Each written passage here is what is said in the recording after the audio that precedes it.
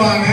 எல்லோருக்கும் நீண்ட ஆயுள் இருக்க வேண்டும், கணவனுக்கு நீண்ட ஆயுள் பெற வேண்டும் என்று எல்லோரும் பிரார்த்தித்து நாமும் வாழ்க்கையிலே குடும்ப சமேதராக கணவன் மனைவியாக ஒற்றுமையாக வாழ வேண்டும் என்று கருத்து வேறுபாடு இல்லாமல் வாழ வேண்டும் என்று பிரார்த்தித்துக் கொண்டு முருகப்பெருமானை வணங்கிக் கொண்டு மாங்கல்யத்தை அனைவரும் தொட்டு வணங்கி கண்ணில் ஒட்டிக்கிறீங்க.